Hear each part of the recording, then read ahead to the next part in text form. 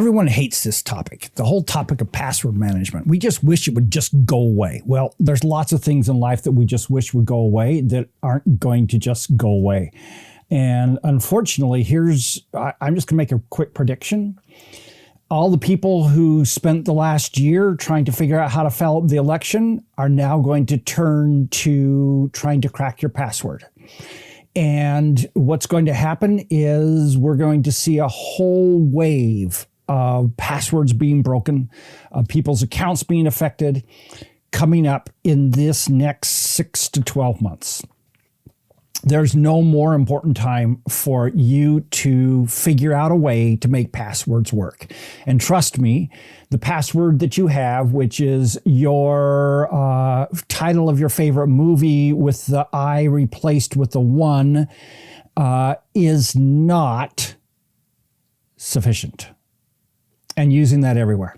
So I'm just going to tell you really quick some errors that people use in using passwords. But more importantly is after that, I'm going to talk about a system that I've developed that works incredibly well to manage your passwords. And it solves a lot of the problems that all of us have when it comes to passwords. Okay? So let's start off by talking about the errors that people use in using passwords. You've heard all these before. Obviously, the first one, which is most important, is reusing passwords, and everyone knows it, and no one does, and everyone still does it. This right here is the thing that kills you, is when you use the same password because that's the only thing you can remember, and this is what will get your account hacked. I guarantee you, everyone's account is going to get hacked sometime in the next 5 to 10 years.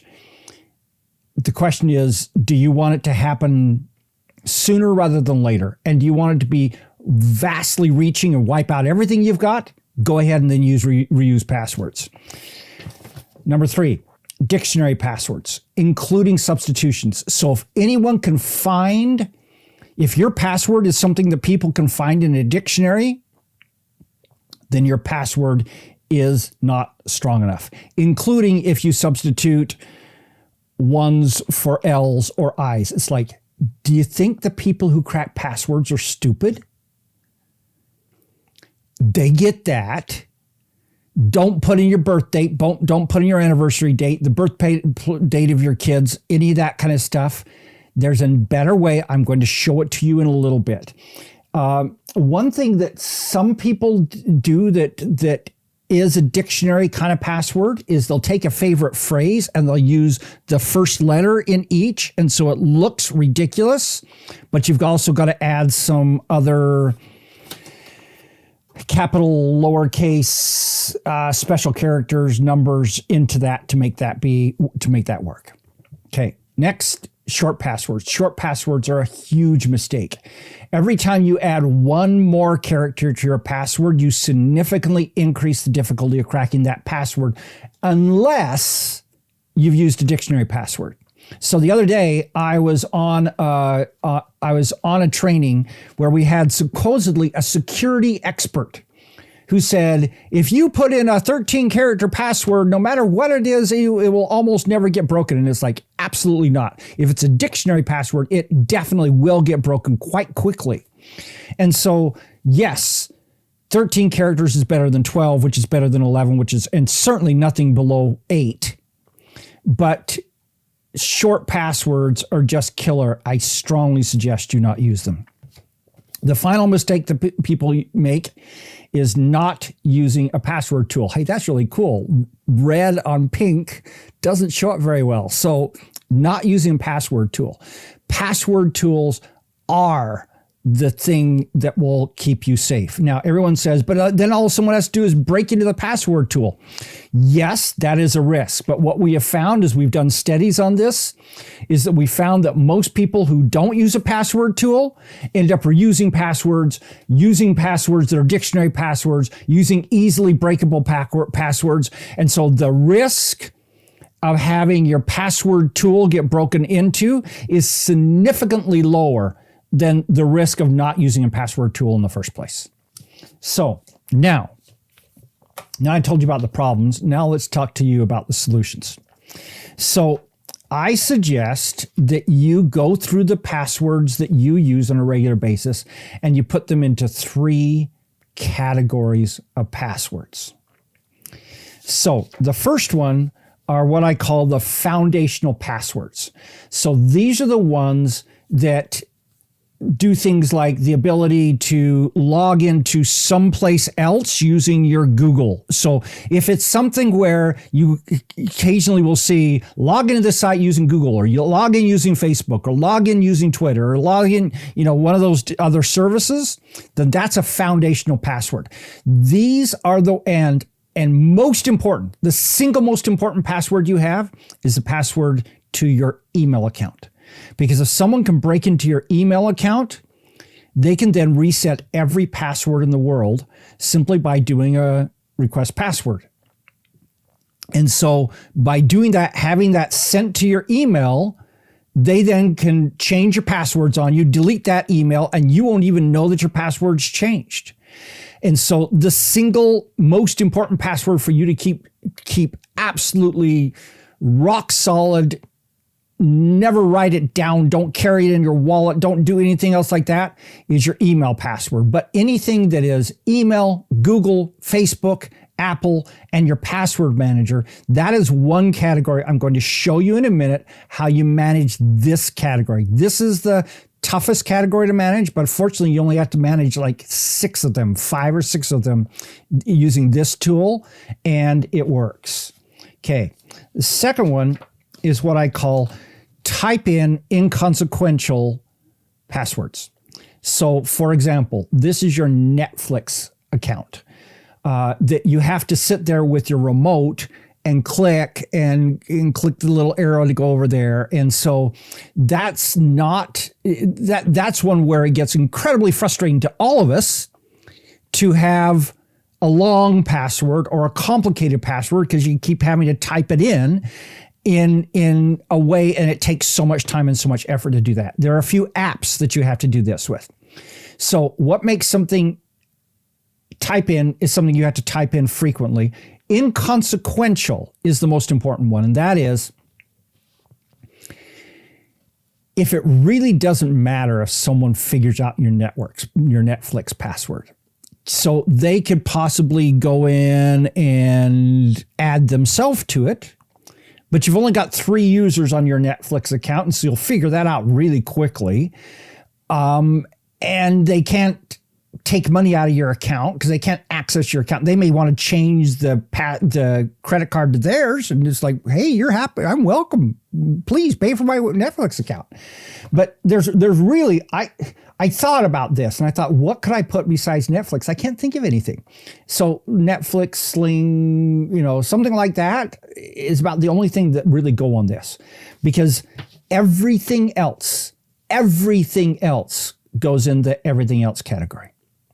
So I'm going to tell you, this is what you manage with the password manager. So LastPass is what I use. It's my favorite. One of the reasons I love that is because I can share passwords with like a VA. I can give them a password. They don't ever see the real password into my Dropbox account. They just have the ability to log in to my Dropbox account using my password. And as soon as they're not working with anymore, I zap that, and they never knew the password in the beginning. That's the reason I like LastPass. 1Password is another option, and there are a couple others out there. RoboForm. Those are really the only ones that I recommend. Okay, so now let's talk about how you handle this system with these 3. And to do this, let's go down to my handy dandy little chart. Okay, your foundational passwords. So email, Google, Facebook, Apple, and your password manager. As I said, this is the hardest one to manage. Here's what you have to do.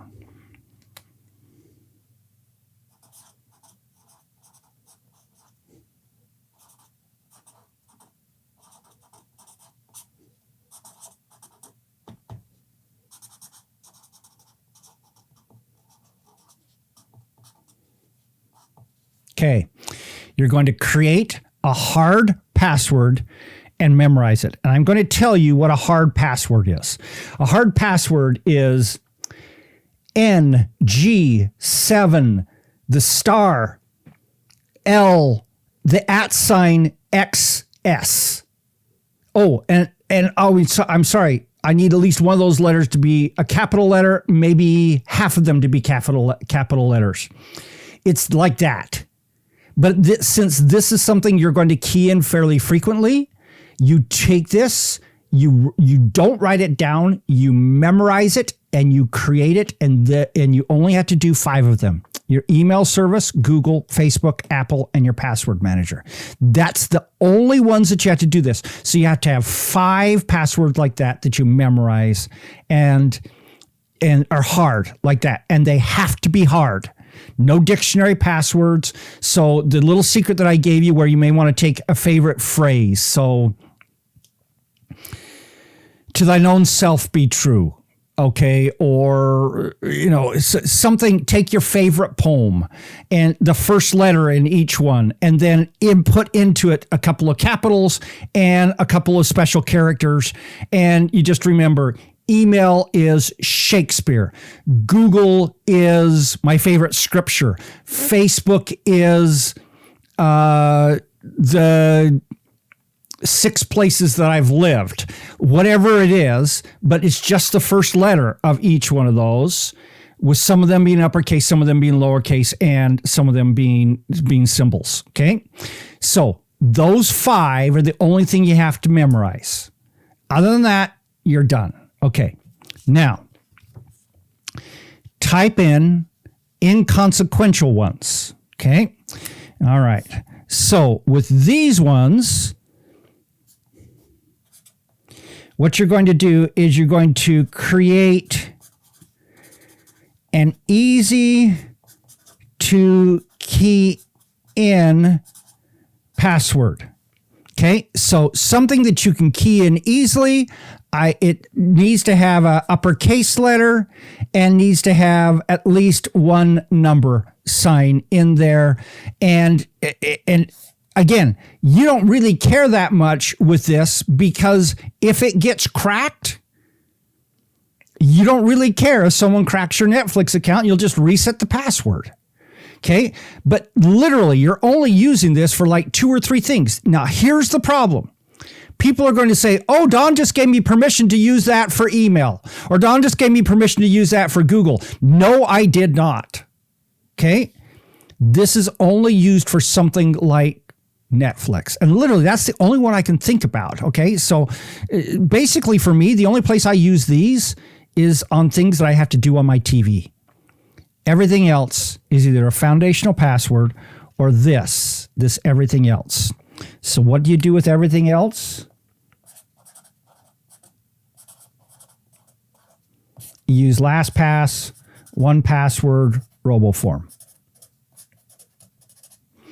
And the first thing you do when you convert into that is literally every single time you go to a site, you change the password using a random password that service will give you. So LastPass has a thing called Generate Secure Password.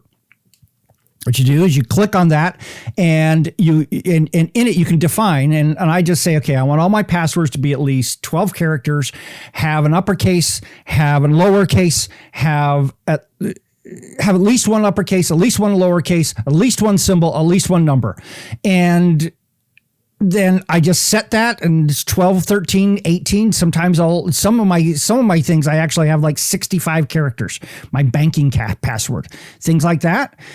And so so then every time you go to a site, once you set up this service, just change the password so you've got it. And that way you've got a hard password everywhere and you're not using any duplicates. Also, LastPass gives you the ability to go through the entire library of all the passwords you've got, and it'll look for duplicates. It'll look for simple passwords, and it will flag them all. And every time it flags one, do what it tells you to do. Change it, fix it. This is what you need to do to protect yourself. Again, I'm going to go back to something I said a few minutes ago. You will get hacked. Most likely, even if you do what I just said, But by doing this, well, what's going to happen is it's going to push that date that you could get hacked back by about 10 years. And the hope is, just like we're hoping for a cure for diabetes and cancer and everything coming sometime in the next 10 years, hey, let's solve coronavirus first. But this process of solving things, hopefully sometime in the next 10 years, they're going to figure out a way to not have to use passwords to be able to do things securely without having this risk. So I just want to point out to you that this is one of those things that's very important and very urgent. And it's like, I beg of you, please